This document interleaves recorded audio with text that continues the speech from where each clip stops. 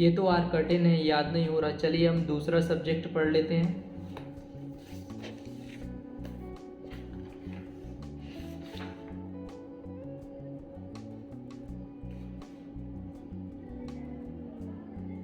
ये तो 5 पार्ट तक याद है। चलिए इंग्लिश पढ़ लेते हैं।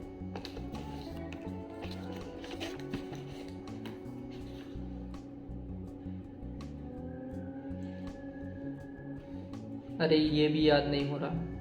तो चलिए घंटा मोबाइल चला लेते हैं। और सोशल मीडिया पर रील देखते जा रहे हैं और इसी तरह आपके घंटा भर नहीं बल्कि 1 घंटे 2 घंटे आपने सोशल मीडिया पर वेस्ट कर दिए। तो यहाँ पर ना तो आप अपनी स्टडी पर फोकस कर पा रहे हैं और ना ही आप किसी सब्जेक्ट को रेगुलर पढ़ पा रहे हैं, याद कर पा रहे हैं। अगर आपके साथ ऐसा हो रहा है या होता है तो आप कमेंट में ज़रूर बताएं। तो इसका मतलब है कि आप अपनी स्टडी पर फोकस नहीं कर पा रहे हैं। तो इसके लिए हमें क्या करना चाहिए और कैसे अपनी स्टडी करें, कैसे आपको याद करना चाहिए जिससे कि हमारा जो माइंड है ओनली पढ़ाई पर रहे। जैसे कि मैं कोई सा सब्जेक्ट है, अभी मैं हिंदी याद कर रहा हूँ, तो फाइनली मैं जब पढ़ रहा हूँ तो मेरे जो माइंड में कोई अन्य थॉट ना आए, क्यों कोई अन्य विचार ना आए। जब तक आपके जो माइंड में जो विचार आते रहेंगे, आपके माइंड को डिस्टर्ब करते रहेंगे, तब तक आपका जो मन है वो इस चीज़ में नहीं लगने वाला है। आप याद कर रहे हैं तो आपको याद नहीं होगा, क्योंकि थॉट्स दूसरे आ रहे हैं, आप मुंह से अकेले रटे जा रहे हैं, तो इससे याद नहीं होगा। आपका माइंड जब तक फोकस, मतलब आपका जो पूरा फोकस आपके क्वेश्चन के आंसर पर नहीं होगा, तब तक आप याद नहीं कर पाओगे। तो इसलिए आपको क्या करना चाहिए कि आपका जो माइंड है पूरा आपका स्टडी पर फोकस रहे। तो सबसे पहली चीज़ तो जो आपका मोबाइल है, आप अपने मोबाइल को पास में रखकर स्टडी ना करें, क्योंकि इसमें मैसेज आएगा तो आपका माइंड डिस्टर्ब होगा और आपका जो ध्यान है मोबाइल की ओर जाएगा सबसे पहले।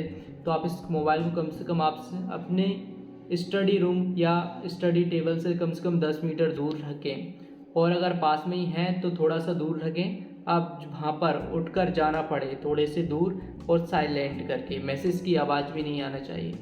और सेकंड चीज़, हमें कब कौन सा सब्जेक्ट पढ़ना है इसका टाइम टेबल अवश्य बनाएं, जिससे कि और उसी टाइम पर उसी सब्जेक्ट को पढ़ना है। जैसे कि मैं अभी हिंदी पढ़ रहा हूँ तो आपको हिंदी पर ही फोकस रखना है, फाइनली हिंदी ही पढ़ना है अगर हिंदी का टाइम है, और इंग्लिश का टाइम है जब इंग्लिश पढ़ना है और उसी पर फोकस रखना है, और किसी अन्य सब्जेक्ट को नहीं पढ़ना है। क्या होता है कि आप थोड़ा सा इस सब्जेक्ट को पढ़ लेते हो, थोड़ा सा दूसरा पढ़ लेते हो, तो आपके माइंड में जो है कचरा हो जाता है और आपकी जो क्वेश्चन है वो मिक्सचर हो जाते हैं। तो माइंड में कोई सा भी क्वेश्चन का आंसर याद नहीं रह पाता है, या फिर आप याद रख भी लेते हैं तो जल्दी भूल जाते हैं या एग्ज़ाम के टाइम पर भूल जाते हैं। तो ऐसा काफ़ी सारे स्टूडेंटों के साथ होता है। इसलिए आपको ध्यान से समझकर क्वेश्चन के आंसर को याद करना है। जैसे कि कोई स्टोरी टाइप में आपको समझना है, जैसे कि जब तक आप उसको समझोगे नहीं तब तक आप उसके बारे में लिख कर भी नहीं आ पाओगे। हो सकता है आप परीक्षा में भूल भी जाओ, लेकिन इससे अच्छा है अगर आप समझ कर याद करते हो, अगर भूल भी जाते हो तब भी आप बनाकर लिख सकते हैं, क्योंकि आपको पूरी स्टोरी पता है जो आपने याद की है। तो दोस्तों, आपको समझ में आ रहा होगा कि मैं क्या समझाना चाहता हूँ, आपको अपनी स्टडी पर फोकस कैसे रखना है। मैं आपको फालतू की चीज़ें आपको नहीं बता रहा हूँ कि आपको ये करो वो करो, लेकिन आपको ये बात ध्यान में रखना है, जब भी आपका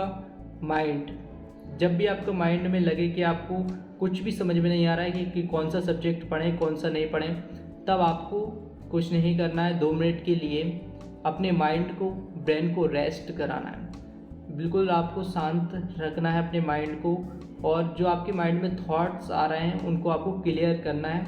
और क्लियर करने के लिए आप ध्यान मुद्रा में भी जा सकते हैं थोड़ा 5-10 मिनट के लिए। इसके बाद में रिलैक्स होके फिर से आप अपनी स्टडी को जारी रख सकते हैं। तो जिससे क्या होगा, आपके माइंड में जो थॉट्स आते हैं, फालतू के थॉट्स आएंगे जो आपके माइंड को डिस्टर्ब करेंगे, आपकी पढ़ाई से आपके माइंड को भटकाने की कोशिश करेंगे, तो उससे क्या होगा, आपको अच्छा महसूस होगा और तो आप अपनी स्टडी पर फोकस कर पाओगे।